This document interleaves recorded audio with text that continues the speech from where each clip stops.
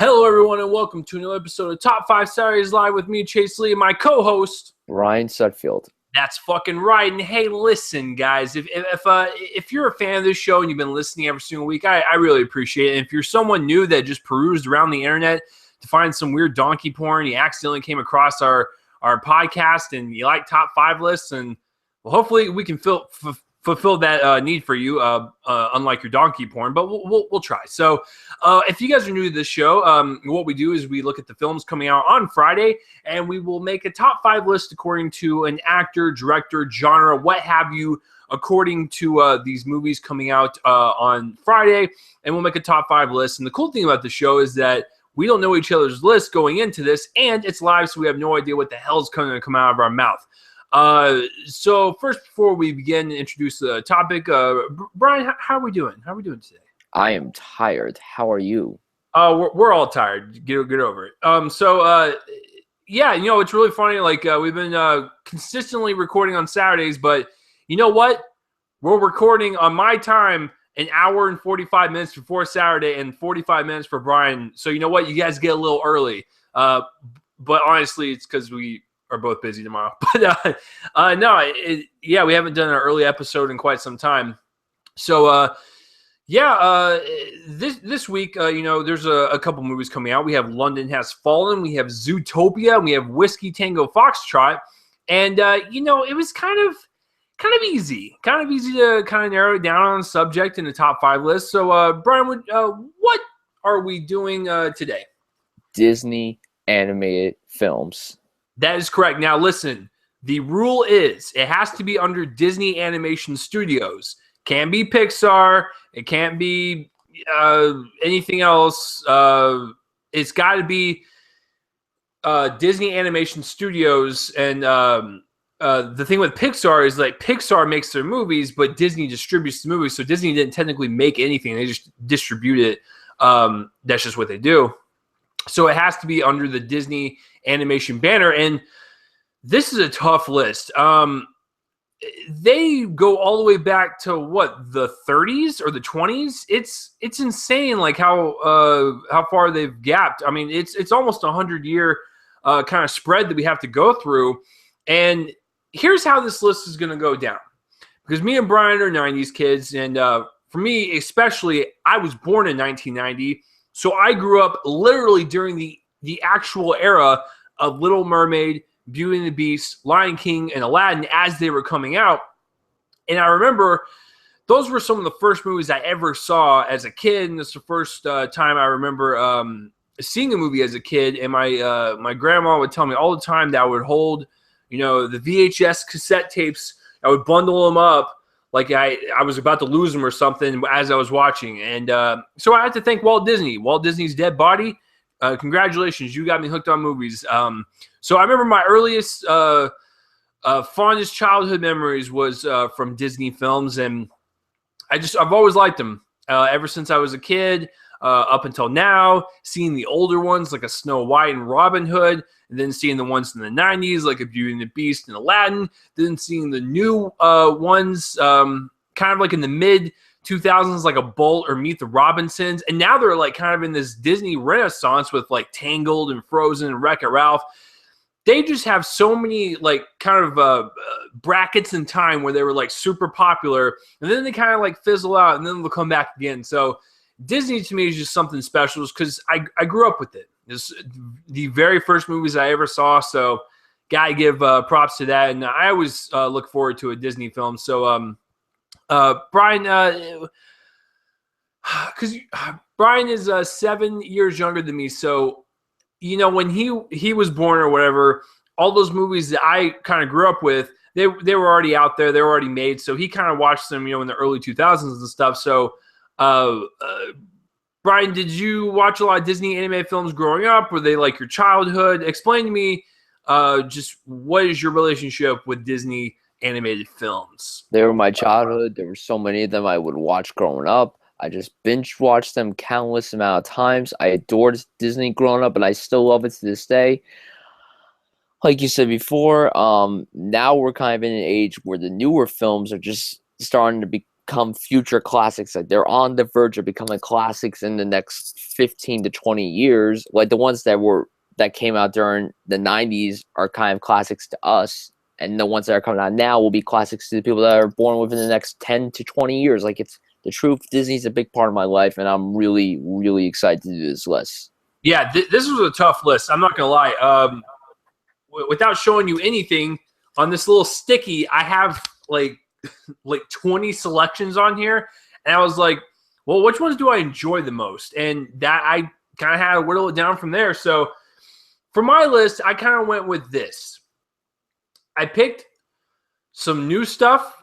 I picked middle of the road a movie like in the early 2000s, and I picked a couple classic ones from either the 90s or older. So, you know, that I kind of, that's how I did my spread. Brian, is there any kind of clue you can give us? How'd you come up with your list? How'd you narrow it down? I don't want to say. It's kind of going to be it might be a list that's hit or miss with people. Might even be hit or miss with you, but who knows?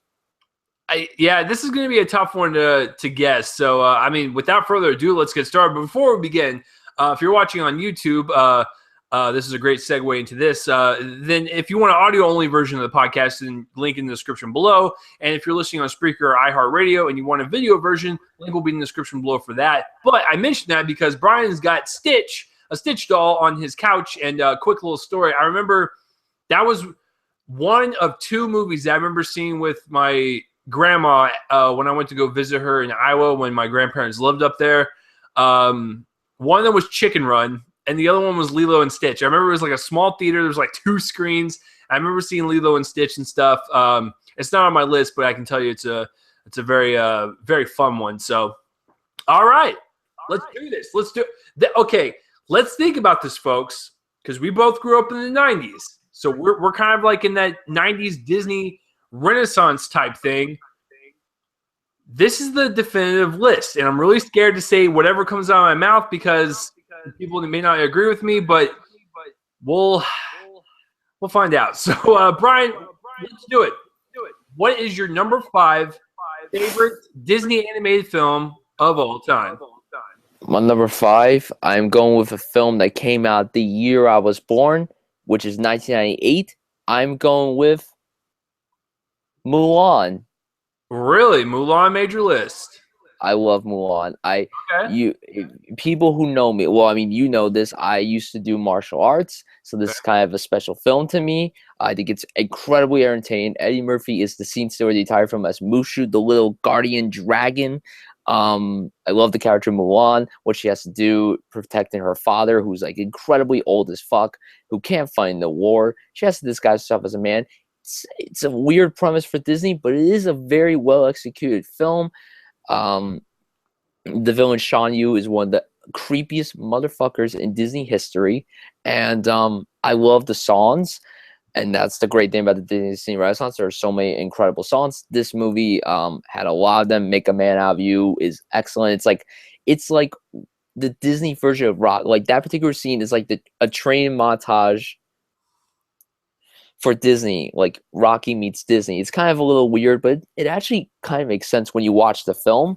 But I love this film. I think it's incredibly entertaining. I think it's funny. It has heartfelt moments. The songs are great. And I love the scope of China. Like I think it looks beautiful. It's a great film. It never gets old. I think it's one of the kind of underrated ones. I mean, some people might think Mulan's something that a lot of people talk about. It's not a movie that a lot of people really bring up, and it's kind of upsetting because I think it is a really incredibly well-made film, and I love it to death. Mulan is my number 5. That's interesting because I saw Mulan a few times. And I love the grand epic scope of it. I love the way China looks and stuff. It's a great message for women that just get so belittled all the time, and you that too. Fucking rise up and kick their ass, man. And like I said, Eddie Murphy. Eddie Murphy is Mushu, right?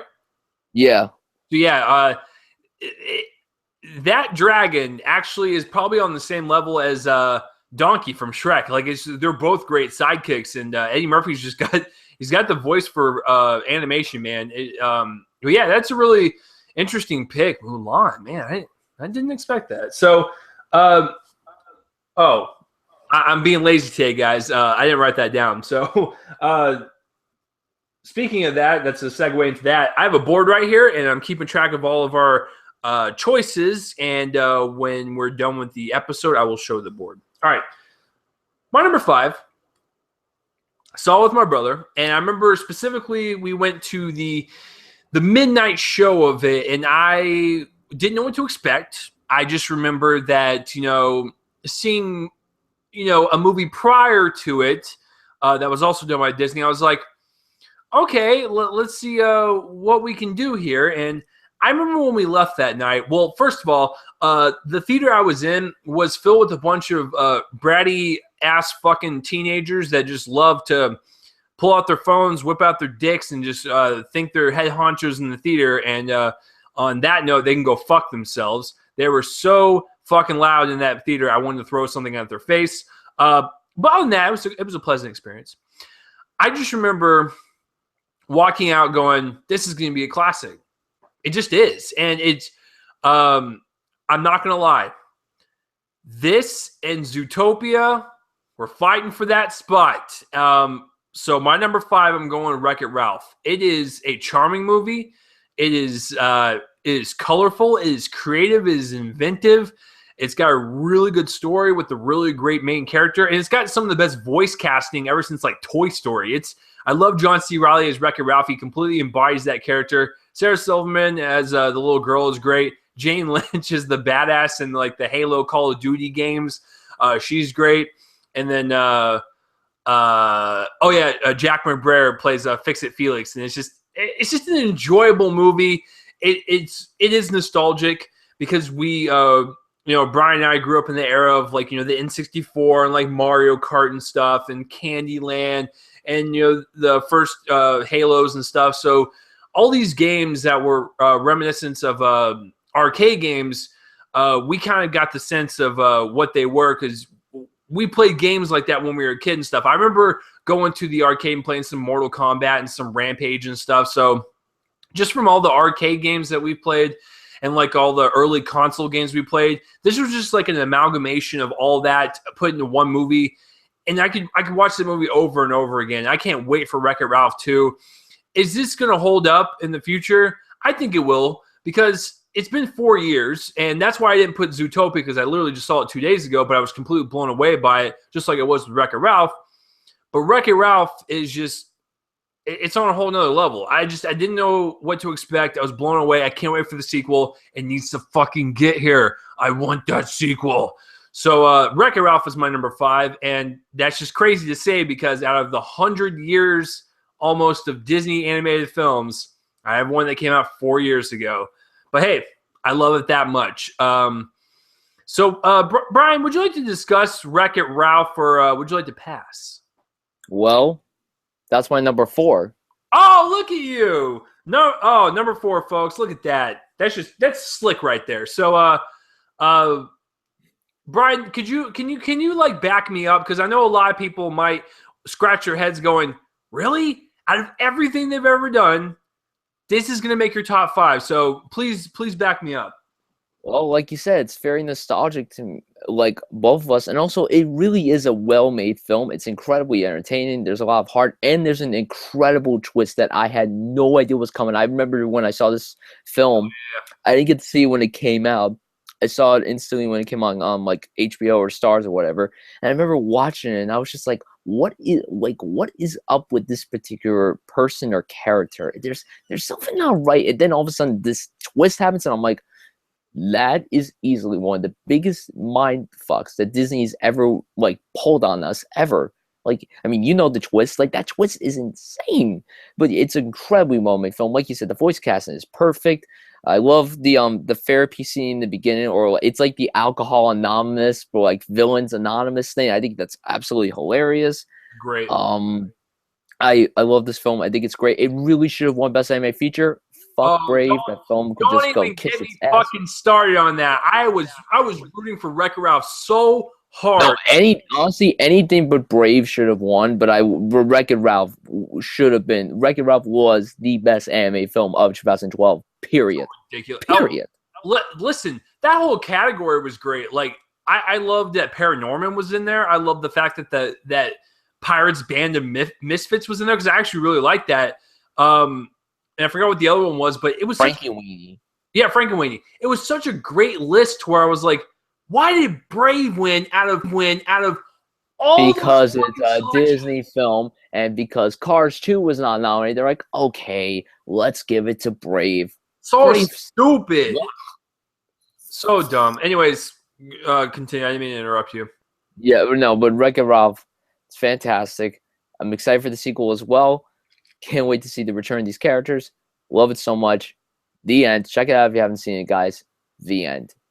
Yeah, it's a classic, man. It really is. I think it will go down as one of the best that they've ever done, like Zootopia, actually.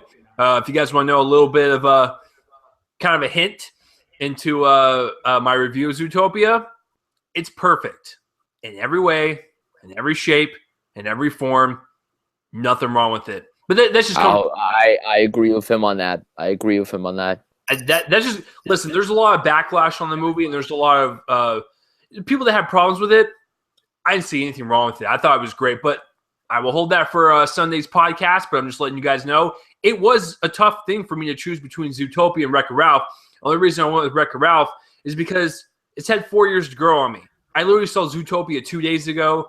I got to hold off on it a little bit just to see if it kind of if it still sticks with me in terms of remembering it and stuff. So, because after I saw Wreck-It Ralph, I wanted to buy the Blu-ray right away as soon as I got done watching the movie. And I feel the same way about Zootopia. As soon as it was done, I was like, I need to own this. So, yeah, that's a great pick, man. All right, so my number 4. So I really like stop motion animation. And I also like Tim Burton. Now, believe it or not, it's in the same category as it was with Wreck-It Ralph. That is Frankenweenie. I know a lot of people are probably going to be like, really? Like that one? Listen, I thought the animation was crisp. I thought it was really creepy and spooky. I love the fact that it was shot in black and white. It's even got some horrific, terrifying scenes at the end. I'm just like, yeah, Tim Burton, you fucking go there, a PG-rated Disney movie. Yeah, you do it. But I love the story. It's basically Frankenstein set in a less terrifying manner. It's more cutesy, but it's still got that Tim Burton flair and kind of creativity behind it. I just loved everything about that movie, and that was such a great year. I'm telling you, between Wreck-It Ralph, Paranorman, and Frankenweenie, excellent. But this is one of the few stop-motion movies that they have under their belt, and this is one that I loved from start to finish. And like I said, I'm really, really freaking glad that Tim Burton decided to go black and white, because I think it really adds to the aesthetic of the story, because it is Frankenstein, just like, in the 30s and stuff. I just thought it was really great all around. And like I said, I'm a sucker for stop motion. I have actually never seen a bad stop motion movie in my life. And I'm sure there's bad ones out there. I've just never watched them. But in terms of Leica or Disney or trying to think of any other companies that do stop motion. Aardman. Oh yeah, Aardman. So that's what I'm saying. Like, out of everything, I've liked everything that I've seen, because it's such a unique craft and it's such a time-consuming animation. It makes you wonder, like, how in the hell do they even make a full-length feature? Because when you watch film, it's 24 frames a second. So it's 24 frames moving across, your eyes so fast that for every second it looks fluid and stuff. But it's really, like if my hand starts here, second. But in reality, it was 24 frames of boom, boom, boom, boom. And that's what these stop motion animation films do. They literally have to set up the characters. The character wants to wave goodbye. Okay, he's got to start right here. Every frame. Every fucking frame. It is ridiculous how patient these fucking filmmakers are. And I really do like Frankenweenie quite a bit. And it's actually one of my favorite Tim Burton movies for sure. I was just blown away by it. So this one might be a controversial pick, but I'm okay to take the brunt for it. So, Brian, what do you think about that choice? I like it. I'm surprised by it, but but at the same time, you're like this. I'm a sucker for stop motion, but you're also a sucker for horror films. So I mean, that's another thing too. But like, it's a pretty good one. I only saw it one time when it came out. I remember seeing it that weekend.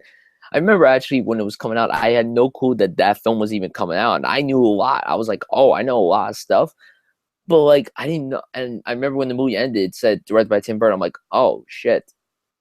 Well, at least that was better than Dark Shadows. Came out the same year as Dark Shadows, so that was what a redeeming factor, Tim Burton. No, it's a very good film, and I mean, it kind of upsets me because the dog obviously doesn't live, but or does he live? But no, Frankenweenie is a very good film. I do want to check it out again. And also, you brought up Disney Blu-rays earlier. Disney Blu-rays are so damn expensive. Yep. I always try to find deals for them. I never find deals on them. The only Disney Blu-ray I have is Frozen, and that's not on my list, by the way. But that's the only Disney Blu-ray I have. I have a few Pixar Blu-rays, but not Disney.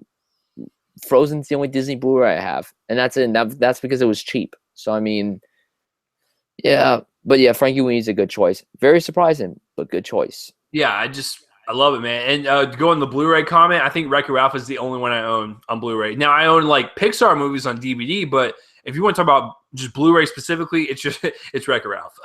Wreck-It Ralph looks great on Blu-ray, by the way. So yeah, and plus I think what's great about Frankenweenie is that it's full circle for Tim Burton's career because that was the very first thing he did before Pee-wee's Big Adventure. He did was it a short, Brian, or was it actually like a full-length movie? I forgot. A short. Okay, it was a short. So he did a short called Frankenweenie, and that was kind of like his. I mean, I'm probably wrong because I'm always wrong on this show. I believe it was his senior thesis, and he did it, and that kind of is what got him the job for Pee-wee, I believe. So, yeah, it's just that, it's one of those movies that came full circle for Tim Burton. I think it totally works, in my opinion. But yeah, sue me. I wanted to put a little bit of diversity on the list and stuff.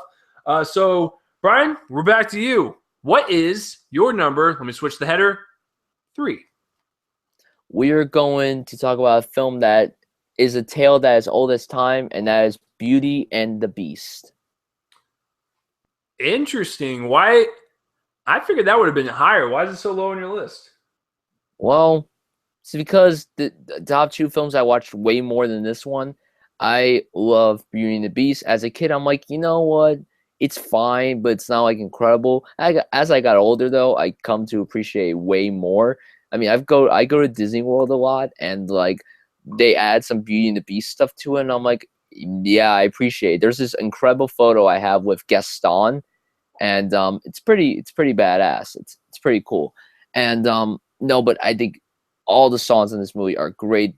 I mean, I love all the characters and stuff. I mean, when you have these items talking to you, it's pretty cool. And the backstory with the Beast is so terrifying, but it's really, really great. The character of Belle, and listen, I know she's a cartoon, but Belle is fucking hot. She is hot. Whoa, I'm sorry. Brian, I'm sorry. This is a fucking family show. We don't want to be okay. rubbing our boners to animated women.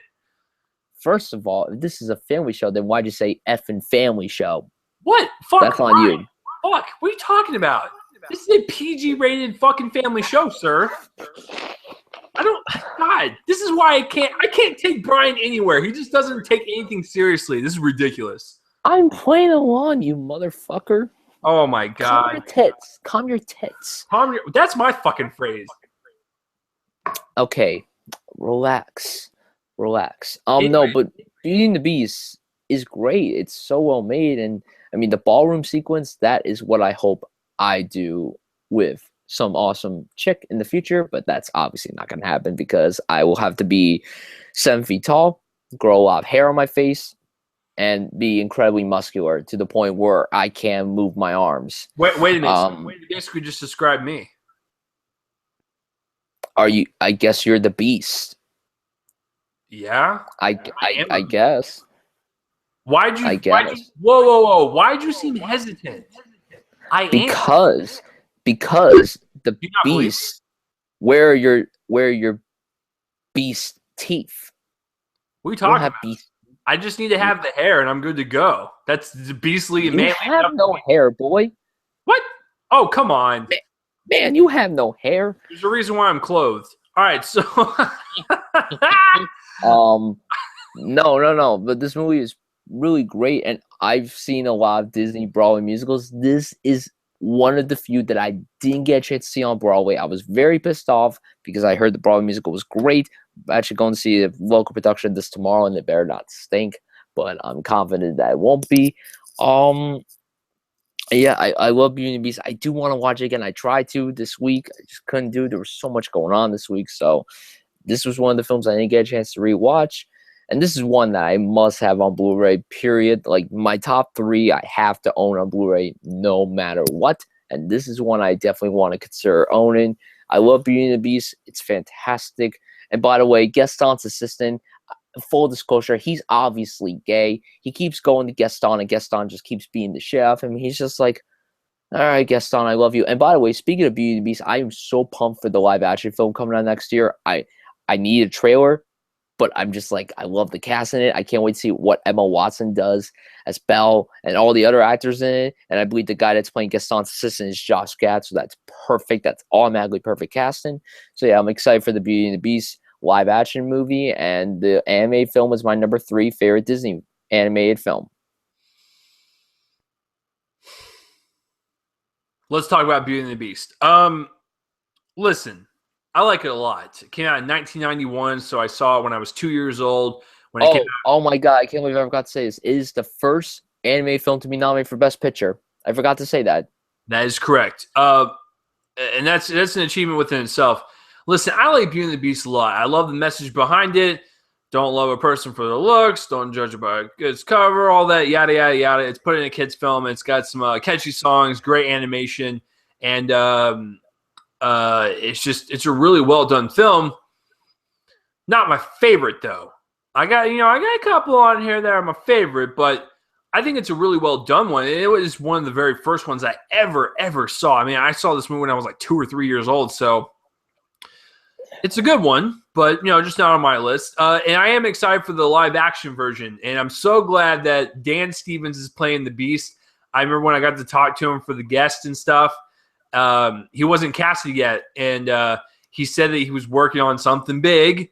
And this was September 2014, so that's what he was talking about, and I thought that was kind of cool. So, Dan Stevens, you remember me? Of course you don't. He's just like, why is this fat white fuck calling me out right now? This white American.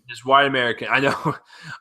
No, Dan Stevens, like, he'll make anyone go blind. He's just a good looking dude. But no, I'm excited for him and like Emma Watson and Josh Gad, Ewan McGregor. All these people coming together for the live action one. It's gonna be really exciting to see mix in their CGI with real life stuff, and I really hope they use the computer rendering like they did in the Jungle Book, because that would be fucking sweet, because that film looks awesome. So Disney, whatever the Jungle Book used to make its movie, you need to make all your live action animation hybrids or whatever the fuck you want to do. You need to make them like that, because it's gonna be the wave of the future. So yeah, it's a really great list, or great pick. My number 3, I saw this in theaters, and I remember really liking it. I bought it on VHS back in the day and watched it again. I really liked it. I actually rewatched it on Netflix, I think last year, like late last year. I was just blown away by it, man. I love the fact that it's like an Indiana Jones for kids, and it's just, there's an adventure there. The animation is so well done, and it's so beautiful and breathtaking when they actually get to where they're going. I just love it from start to finish. And come on, man, who doesn't want to go to Atlantis? Atlantis: The Lost Empire is my number 3. A lot of people are gonna be shocked and be like, "Huh, what?" Listen, I enjoy this film a lot. I've seen it a lot of times. I replayed that thing on VHS over and over again. I love adventure films, and to me, this is one of the best ones they've ever done. It's extremely underrated. No one ever talks about this movie, ever. Came out in 2001, so it was about 15 years ago. Holy shit. And I just remember, like I said, I was blown away as a 11-year-old watching it. Watched it, several more times in my teenage years. Rewatched it again last year when I'm in my mid-20s. And I enjoyed it, man. It's just a good fucking adventure movie with great animation. And I love Michael J. Fox as Milo, the main character. So, yeah, it's just a really just a really good, beautifully animated film. I don't know how else to describe it. It's just a really great action adventure. It's got a lot of heart to it. It's got really great characters and stuff. And like I said, when they do their hand-drawn animation, for some weird reason, this one just stuck out more because, in a good way, because I love the environment that the characters were in. I just love the way everything was just drawn. It looked cool. It looked like a classic film. So Atlantis, The Lost Empire is my number 3. I love it. I don't know what to say. So, Brian, I know it's not on your list. So, did you ever see Atlantis? What do you think about it? Long time ago. I don't remember it too well. I don't remember if I liked it or not. I don't. I wish I did, though. I think I did. False. You remember that you did like it. I did. I most likely liked it. I remember one time when I was younger, I watched that and then Treasure Planet at the same time because it was a good double feature type of thing. Treasure Planet's on my list. That's a pretty good one. I like that one a lot. And and Atlantis is not talked about really at all. I just looked it up. It's not like the highest in terms of reviews, but it's mixedly reviewed. And like Roger Ebert, I saw gave it a very good review. So I mean, I should definitely consider checking it out again for sure. There are a lot of movies I watched when I was younger that I do want to check out again, but that one definitely for sure. Yeah, it's on Netflix. So if you ever get bored and you want to check it out again, check it out. It's just I chose this one because it's underrated, like to death, and that's why I put it on there because every time when I kept going over the Disney list, it kept sticking out to me. The little voice inside of my head was like, Atlantis. And I was like, you're fucking right. I remember liking that a lot and stuff. And like I said, I recently just saw it last year. It's fresh in my memory, and I still enjoy it to this day. So Atlantis, The Lost Empire. I didn't see the sequel, Milo's Return, nor do I want to, but the first one is okay in my book. So here it is. The top 2 spots for me and Brian. Now, I know which route we're going to go because we've already gotten all of our new age out of the way for the most part. Brian did pick a 90s one already. But I have a weird, strange kind of dirty feeling in my gut that Brian and I probably for our top 2 picked some older ones, because, Disney's been making movies since the 30s, with Snow White and stuff. So, and I think, okay, here's what I think. I think Brian picked another 90s one and an older one, like from either the 70s or 60s. So for your number 2, Brian, watch this, guys. I'm a fucking wizard. I'm going to guess this.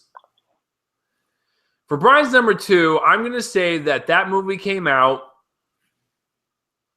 in the 60s. My number 2 is Aladdin. Okay, so it was the 90s pick. Okay, so I was right on that part. This is interesting because I'm just saying right off the bat, Aladdin is not on my list. But Aladdin came very, very close because of how entertaining it is. So maybe Brian can sway me. So Brian, sway me. Woo the listeners out there and let us know why Aladdin is your number 2.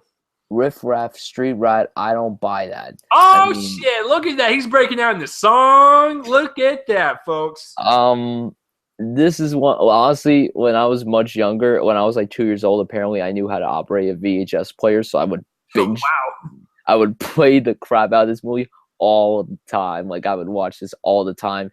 I love it from beginning to end. And I mean, as a 90s kid, as someone who loved a lot of 90s stuff, Yeah. I mean, I remember when I was like 8 years old and I found out that, and I know you don't like Full House. You're one of the few people who don't like that show, and I can't blame you for that. The guy that voices Aladdin is Steve from Full House, which I remember when someone told me, I'm like, what? Oh, yeah, it sounds like him. That's pretty cool. I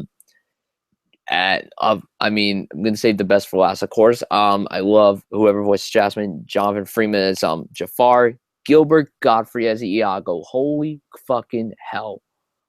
Wow, I would scream and imitate him right now, but I'm gonna most likely break my my lungs, so I'm not gonna risk it.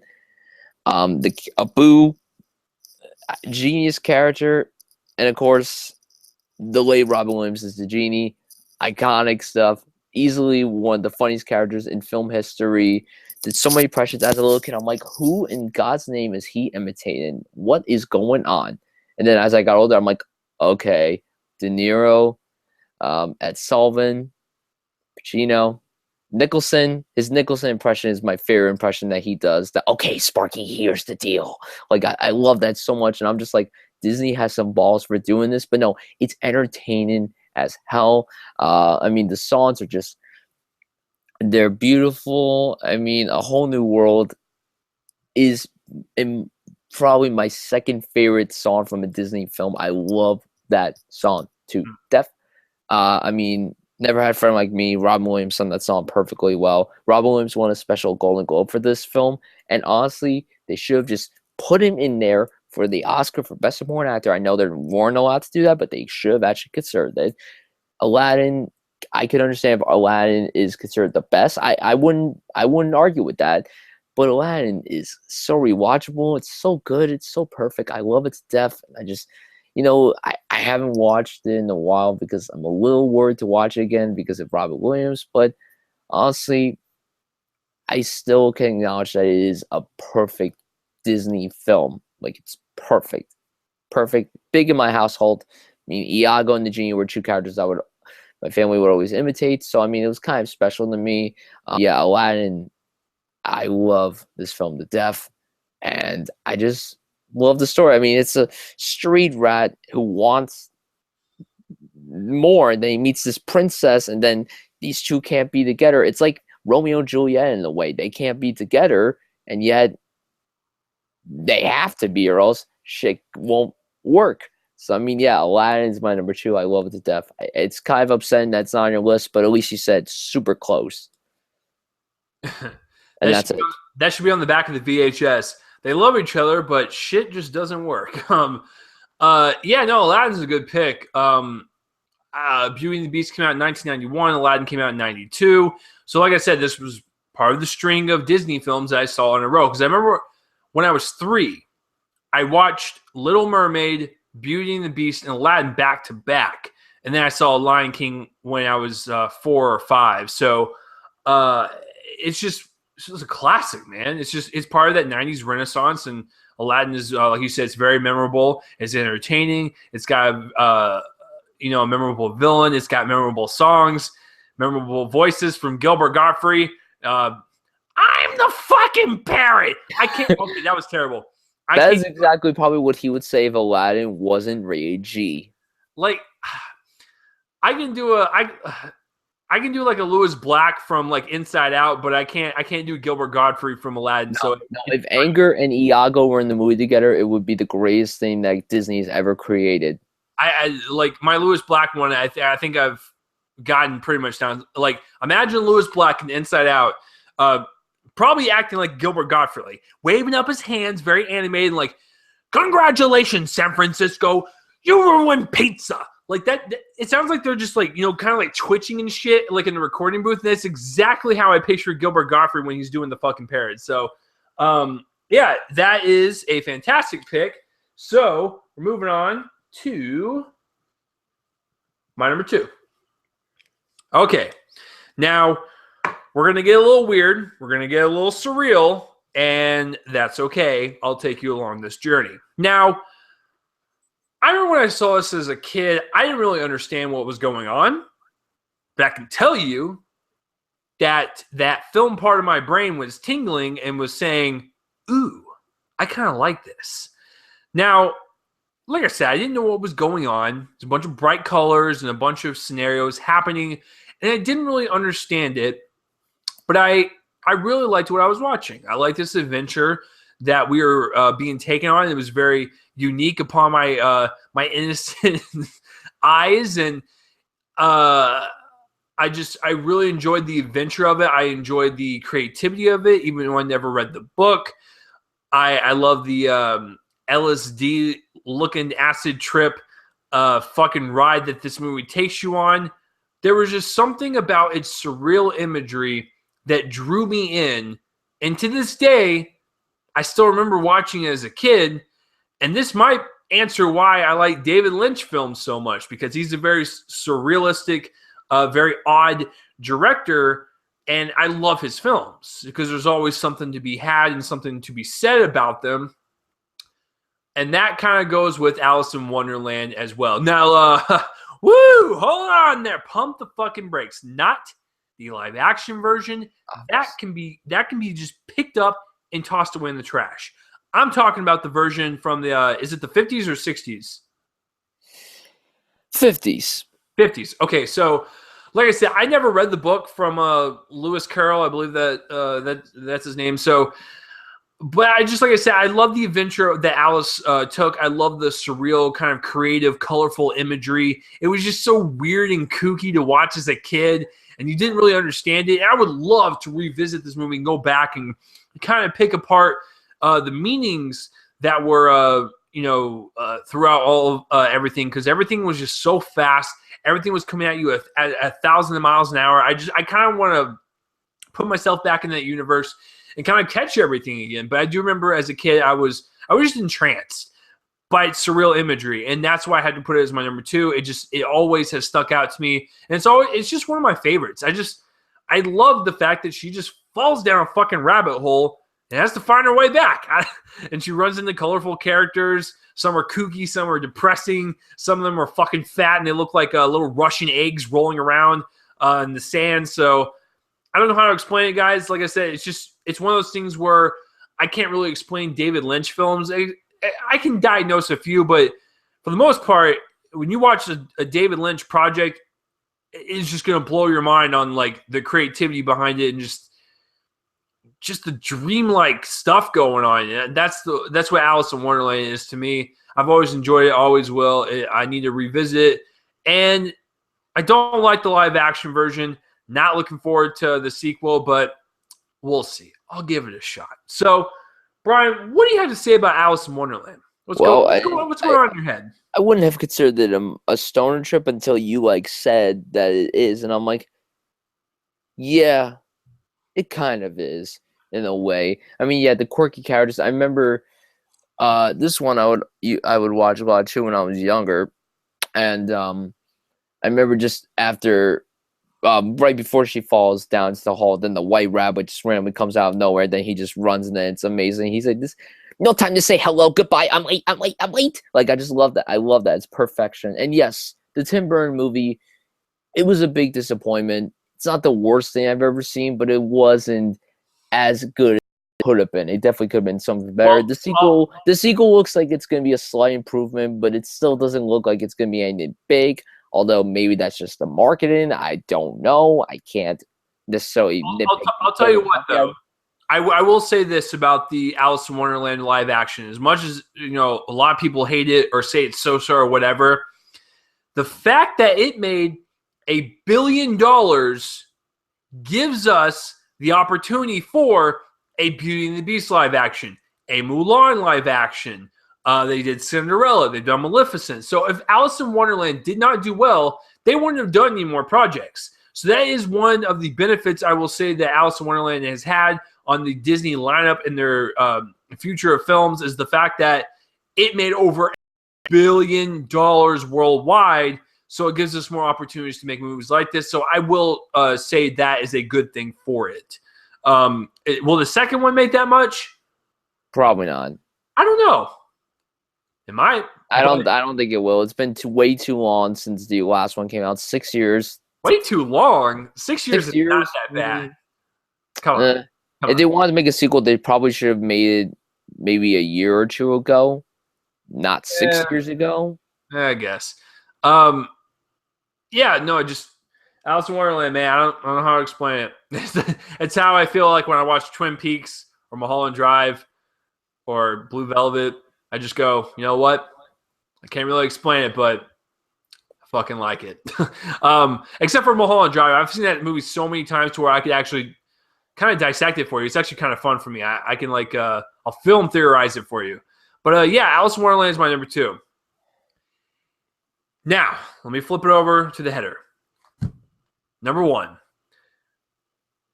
Now, Brian said that we would probably have one of them in common.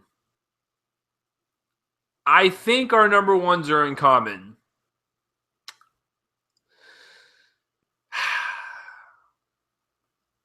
I'm gonna throw this pun in there, and you're gonna enjoy it. I believe Brian chose his number 1 as the king of all Disney animated films. Am I correct? Yes, sir. We have the same number 1. Let me just give you my backstory on it, and I'll turn it over to Brian. Like I said, it's 4 or 5 years old when this came out. I remember I watched it. And now I was entranced by Disney movies up until that point, but I think this is the one where when it was done, I said to myself, my grandma says I said this all the time as a kid, and I still have stuck with my guns, even at 26 years old. I'm still chasing my dreams. Even at 4 or 5 years old, I was like, I want to make movies. Because this is the one where I saw that had dark themes to it. I love the fact that it challenged me. It was animated very well. It was kind of brooding. It was kind of uplifting. And I even took a class in college where my color theory teacher actually did some color work on it and stuff. And, we theorized about that movie and what the colors meant in certain scenes and stuff. As a kid, I never understood it. But when you're an adult, it's kind of fun to go back and look at it. But it's basically Shakespeare for kids. It is. And Shakespeare has some of the best stories ever told of revenge and love and stuff. Lion King is the same way. It is. Ironically, it is the king. It is the king of all Disney films. It always will be. I like the voice acting. I like the animation. Like I said, I love the fact that it's a little darker than most Disney movies. It challenges you as a kid. It makes it more entertaining as an adult. I like the songs there. Come on, Brian, sing it for me. You know you want to. Which one? The first song? I don't. Fucking Hakuna Matata, man. Hakuna Matata. It means no worries for the rest of those days. There it is, man. It's iconic music, iconic story. It's a classic story. That's what I'm saying. Like Shakespeare stories are classic, even though they've been told a million different times. Because it's let me make sure I get the adaptation correct. Isn't it pretty much Macbeth? Hamlet. Sorry, yeah. Apparently, I did very well in English in high school. I just read Hamlet, and I was not into it whatsoever because all I thought about was this and Sons of Anarchy. Yeah, and, I don't know. I don't need to say anymore. It was the first one where I said I want to make movies. It's the one that captured the magic for me. I love everything about it, and it's a king for a reason. And there's a reason why I made so much money. There's a reason why I got a 3D release. Disney can't let it go. They want to try to. Now, a lot of people are saying that they should do Lion King as live action. So basically, no. Here's my thoughts on that. If they make it like with the animation of the Jungle Book, I might be okay with it.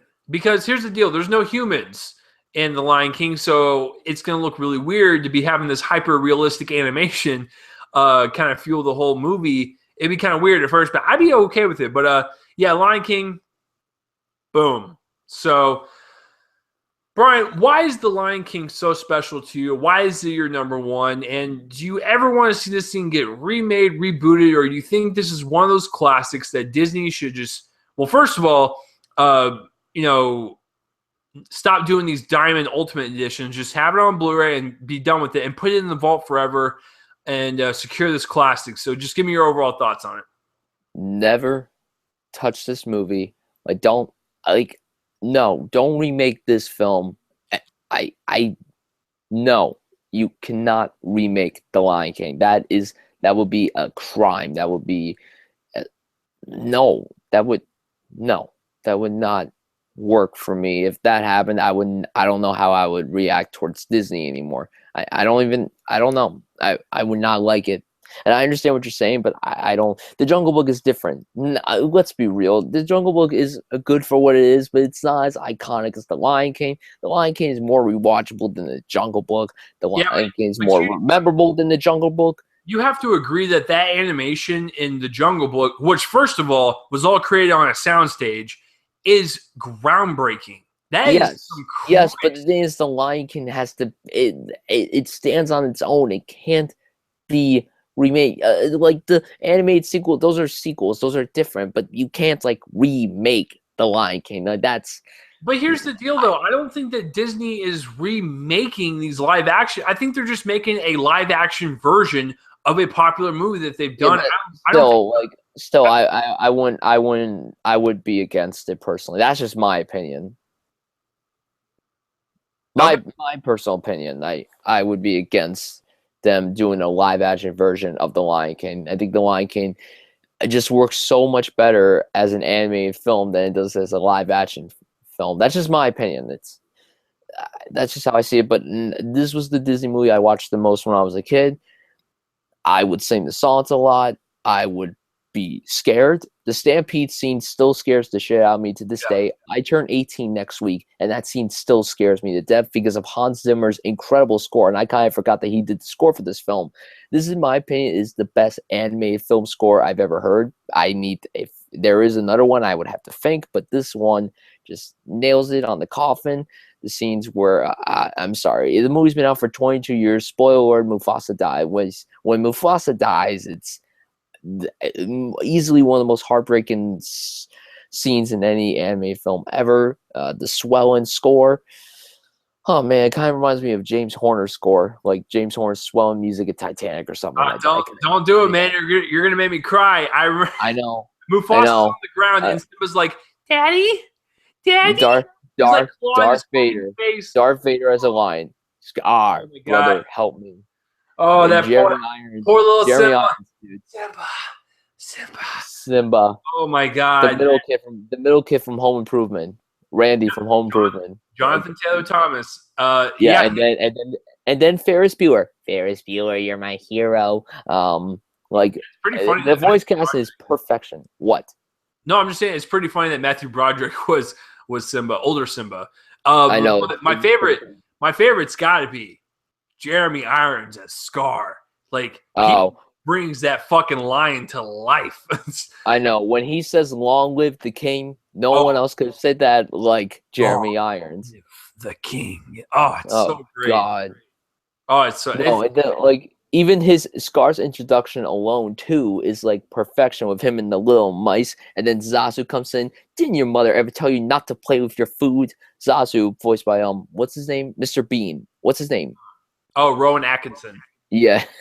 Oh man. And then Timon, Nathan Lane, when Pumbaa's being chased by someone, I don't want to spoil it, but he's being chased by someone, and then Timon's like, "Why do I always have to save your ass?" And then he's about to say ass, and then it just gets cut off. It's perfection. And the movie's so funny too. It's so funny. I love this film. It's so good. Every single song. The Circle of Life. Can You Feel the Love Tonight? Hakuna Matata.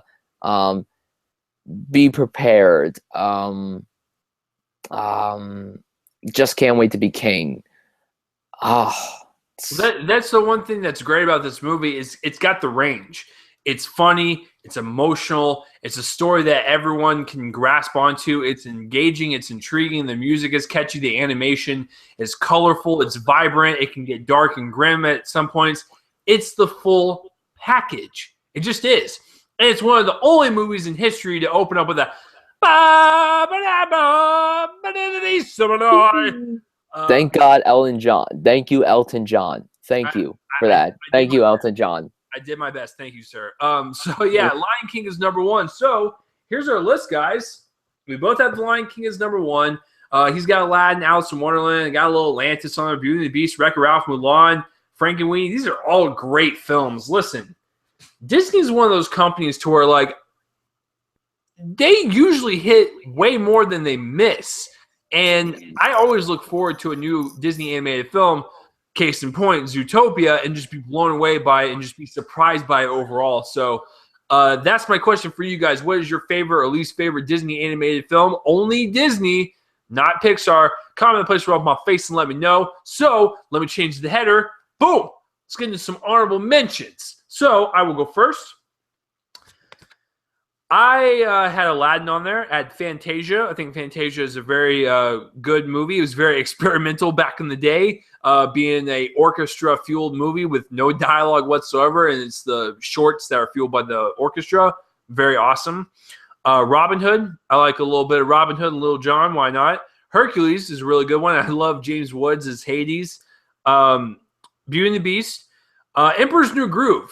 I really like that one. It's kind of like on the same level as like an Atlantis for me, where it's like no one ever talks about it. It's really underrated. It's really funny. Like, like David Spade and Patrick Warburton, like going back and forth. It's just fantastic. And A Christmas Carol with Jim Carrey. I actually really like that version of A Christmas Carol. It's really creepy, disturbing. I like it. And the final one I like it a lot. Yeah, and my final one I will mention. Once again, no one ever talks about it, but it was groundbreaking at the time. And when you go back and watch it, yeah, there are some effects that don't really hold up. But for the most part, I think it does hold up. And that's Dinosaur. I really like that fucking movie. Like, no one ever talks about that one, ever. That's a really cool one. It's all mocap. It's mocap performance, and it's fully computer generated. Not animated, and I really enjoyed it. I don't know why anyone doesn't ever talk about it. So those are my honorable mentions. Brian, over to you. Oh, man. So many honorable mentions. My God. I mean, yes, to Zootopia for sure is amazing. Check it out, everyone. I'll mention Frozen, and I just want to briefly bring this up. I think us critics were very respectful towards it, but the audience, they just overhyped the damn film. And I gotta briefly talk about this. I remember when the movie came out, I saw it opening day. I didn't watch a single trailer. I didn't watch any reviews. I saw the rating on Rotten Tomatoes, and I'm like, okay, that's it. I'm sold. I don't know what this movie's about. I don't know. I don't even know who's in it. So when I watched it, I'm like, this movie is amazing. And like no one was talking about it until like a month later, and it was like, oh my God, Frozen. And I'm like, oh, great. Now my love for the film has kind of gone downhill. I still think it's a great film.